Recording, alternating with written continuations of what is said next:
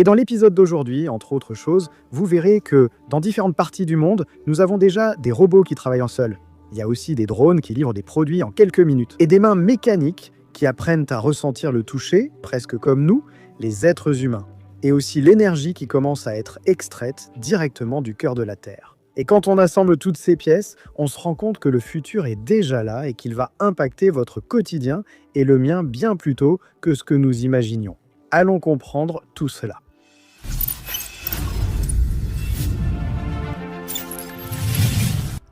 Bonjour impressionnés, je suis Carlos Salves et vous êtes sur Réalité Impressionnante.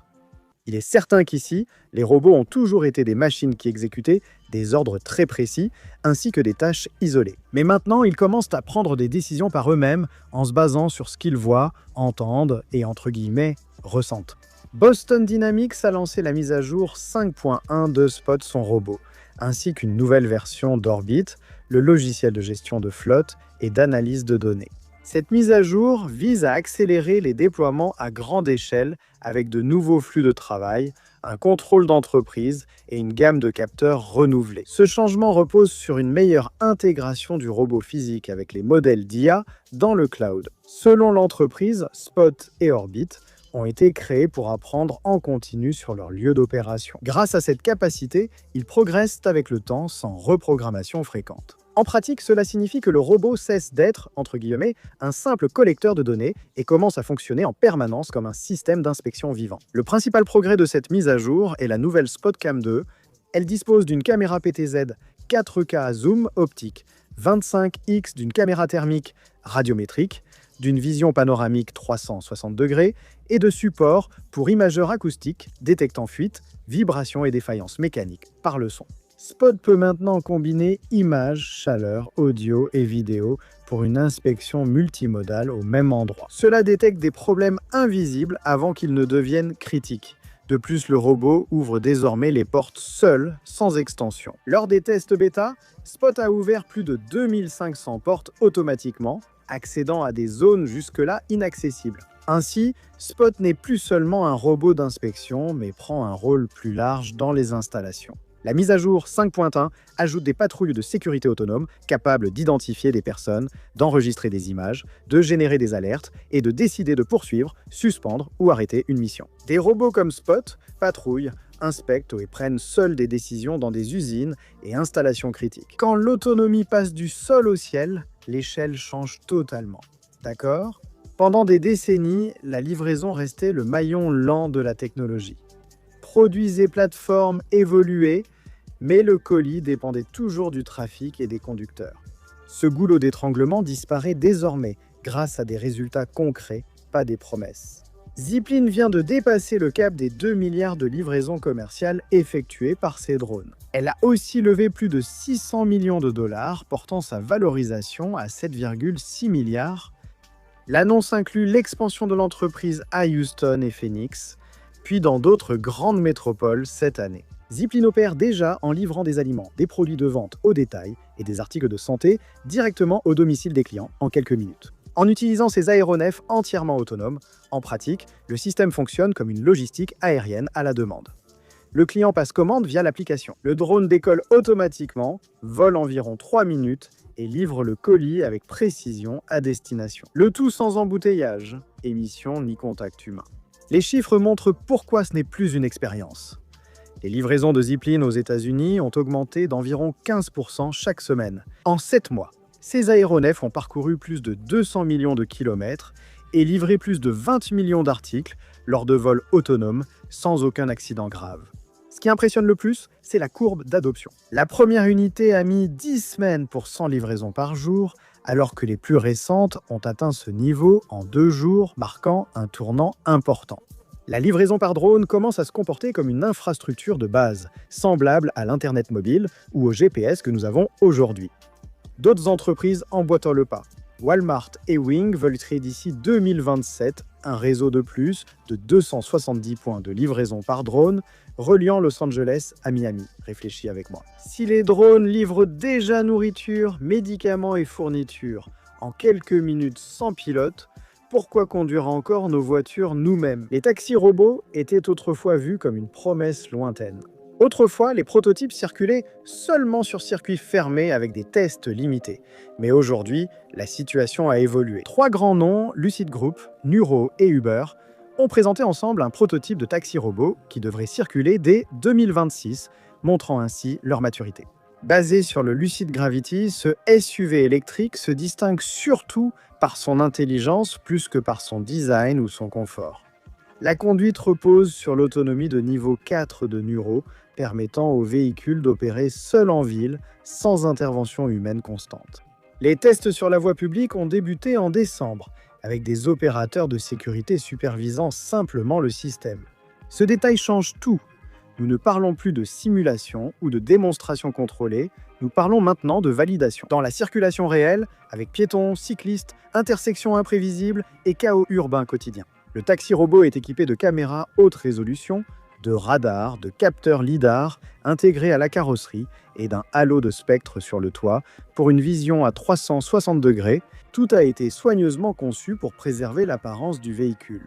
Des LED externes aident le passager à repérer la bonne voiture en affichant les initiales et le statut de la course. Uber a conçu l'expérience pour plus de transparence.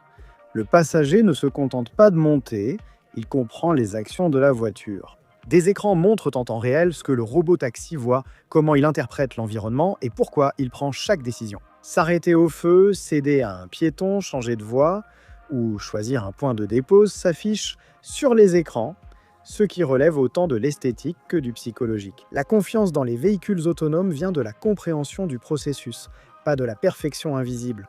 Le taxi robot ne cherche plus à prouver son fonctionnement mais sa fiabilité, et j'ignore si tu le sais. Mais des véhicules autonomes, des capteurs, des data centers et une IA en temps réel, simultanément. Ils partagent tous une forte consommation d'énergie, où la technologie discrète mais essentielle joue un rôle clé. L'énergie nécessaire a toujours été présente sous la Terre. Une entreprise affirme pour la première fois avoir trouvé un moyen sûr de transformer l'intérieur de la Terre en une immense batterie stockant et libérant de l'énergie propre à la demande. Sixgel Systems a annoncé avoir levé 97 millions de dollars lors d'un tour de table de série B. Pour construire la première centrale géothermique pressurisée commerciale au monde, dont l'implantation est prévue aux États-Unis, la proposition est ambitieuse car elle s'attaque précisément aux limites historiques de l'énergie géothermique. Pendant de nombreuses années, l'idée de la géothermie a été considérée comme une solution très intéressante, mais limitée. Elle dépend de sites très spécifiques, d'une forte consommation d'eau et de coûts initiaux assez élevés. Ça fonctionne, oui ça fonctionne, mais seulement là où la géologie est favorable. La 6G veut tout bouleverser. L'entreprise exploite des formations rocheuses chaudes et sèches, bien plus abondantes sous la croûte terrestre que les réservoirs naturels de vapeur ou d'eau chaude habituels. Le secret est d'utiliser la chaleur et la pression naturelle de la Terre. Le système injecte de l'eau dans des fractures profondes et contrôlées de la roche, dite pulmonaire. Celle-ci se dilate et se contracte comme des poumons, stockant de l'eau chaude sous pression. L'énergie est à stocker, puis si besoin, l'eau sous pression libère chaleur et pression pour produire de l'électricité. Selon l'entreprise, cela permet jusqu'à 50% d'efficacité en plus comparé au système géothermique classique. En pratique, il s'agit de production et de stockage d'énergie géologique, une énergie propre, stable et continue, indépendante du soleil ou du vent, disponible 24 heures sur 24. Elle promet de soutenir l'IA, les centres de données, les flottes autonomes et les villes intelligentes. Quand cette infrastructure arrive dans les rues, elle devient visible, prend forme, mouvement et présence physique.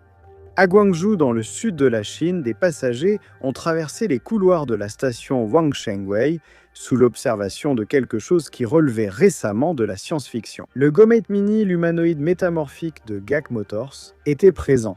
Il ne divertissait pas, mais surveillait, orientait et réagissait. Le Gomate Mini paraît être un simple robot de service, mais son déplacement révèle sa singularité. Sa structure associe roues et jambes variables, permettant de changer de mode de locomotion selon l'environnement. Dans les longs couloirs, il se dresse sur 2 roues, mesure 1,75 m et file dans les tunnels à 4,2 ms. C'est plus rapide qu'une course humaine. Au milieu de la foule, il abaisse son centre de gravité, active le mode 4 roues et gagne en stabilité pour naviguer en toute sécurité parmi les vraies personnes en temps réel. Avec 27 degrés de liberté et une capacité de 20 kg, il est aussi agile. Fonctionnel, il aide les passagers, transportent des équipements et s'intègrent à l'environnement urbain. Le vrai changement du GoMate Mini vient du temps.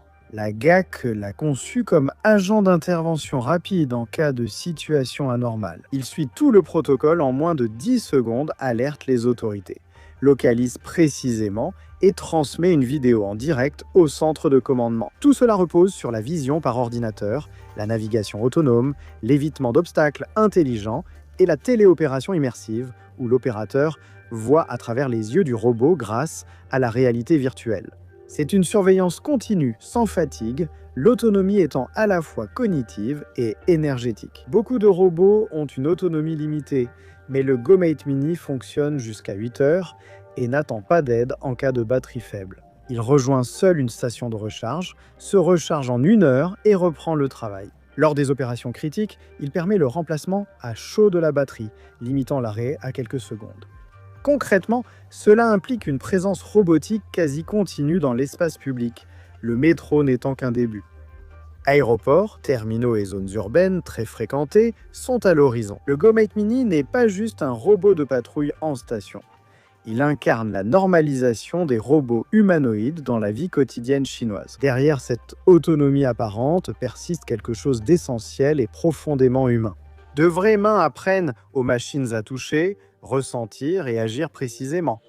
Les robots humanoïdes restent maladroits, non par manque d'intelligence, mais de sensibilité. Des années durant, nous avons appris aux machines à copier les mouvements humains sans leur permettre de ressentir ce qu'elles touchaient.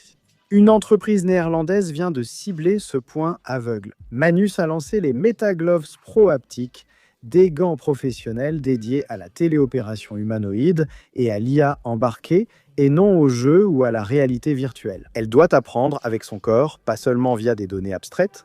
Le système utilise une technologie peu connue hors de l'industrie, le suivi par champ électromagnétique. Contrairement aux caméras qui captent lors d'occlusion ou aux capteurs inertiels qui accumulent des erreurs avec le temps.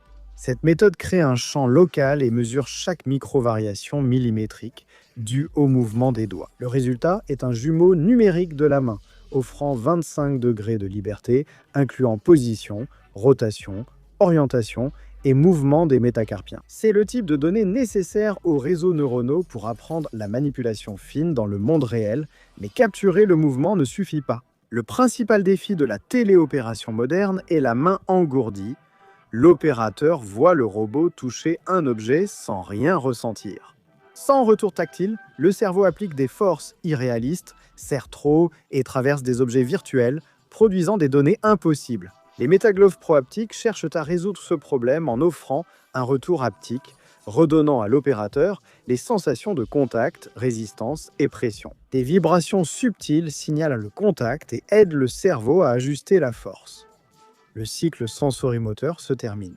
Le lancement se déroule dans une certaine confusion de noms. Il existe une Manus AI, rachetée par Meta et liée à l'IA, mais la société néerlandaise Manus reste indépendante. Axée uniquement sur la couche physique de la robotique, quand les humains transmettent force, précision et sensibilité au robot, la limite n'est plus le logiciel. L'étape suivante, c'est la technologie qui apprend à s'adapter à notre monde. Les mains humaines sont vues comme le sommet de la dextérité. Le pouce est crucial, mais la réalité est moins flatteuse. Attraper un objet sous un meuble oblige à se contorsionner, le poignet souffre et la tâche devient un problème mécanique. Des chercheurs de l'EPFL en Suisse ont choisi de dépasser la limite en surpassant la main humaine plutôt que la copier. L'équipe d'Aude Billard a créé une main robotique symétrique, réversible, modulaire et fonctionnant avec jusqu'à 6 doigts identiques. Aucun pouce spécial ni hiérarchie entre les doigts. Chacun peut jouer l'opposant, comme notre pouce, créant ainsi diverses pinces stables. Cette main peut se détacher du bras et ramper. Regardez, la famille Hadas là-bas.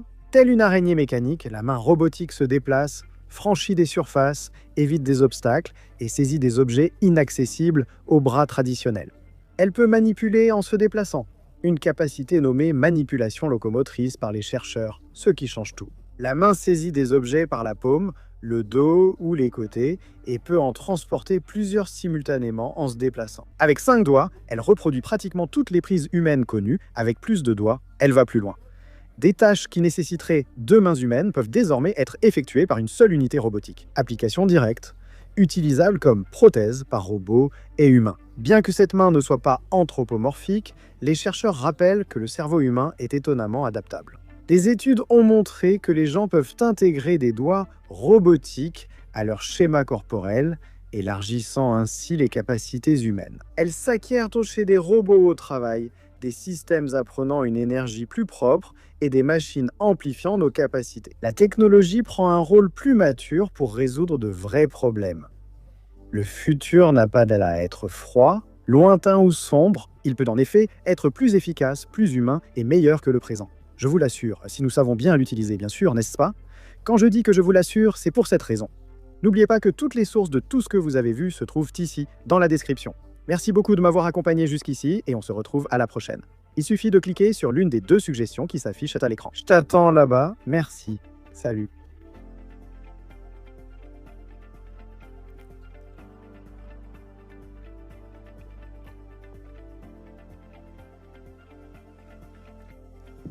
C'est ça les gars.